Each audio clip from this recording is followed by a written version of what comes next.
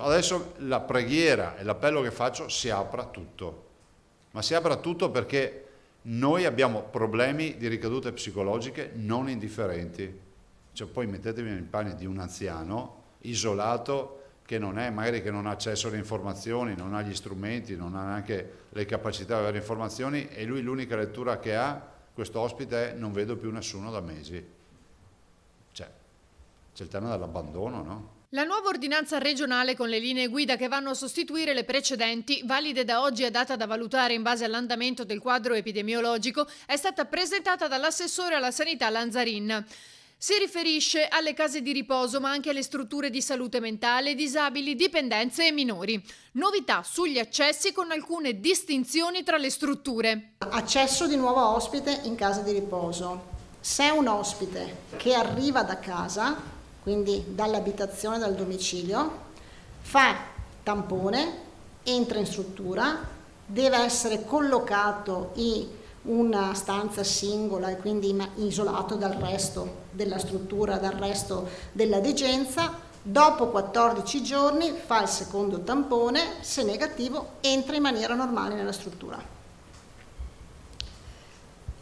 Accesso da pronto soccorso. Siccome sia per il pronto soccorso sia per eventuali diagnosi o comunque prestazioni specialistiche eccetera, sapete, ci sono dei percorsi destinati, differenziati eccetera, riteniamo che al rientro nella struttura entra normalmente in struttura senza fare nessun tipo di isolamento. Se invece arriva da un'altra struttura sanitaria, viene preso in carico da una intermedia, fa un periodo di isolamento nella struttura e poi entra normalmente. Per quanto riguarda le altre, invece, gli ospiti eseguono un tampone, aspettano l'esito e poi entrano normalmente senza isolamento.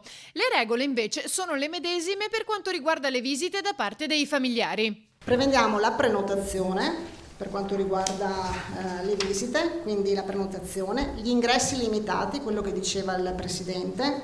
Noi indicheremo 2 ingressi, massimo 2 persone per ospite per 30 minuti. Chiediamo alle strutture di fare anche un'analisi nel momento della visita via telefonica, e infatti uno degli allegati è una checklist che possono compilare prima telefonicamente, poi quando arrivano in struttura, che devono compilare nel dire ho avuto questi sintomi, sono stato a contatto con positivo, insomma una checklist di ricognizione rispetto allo stato di salute.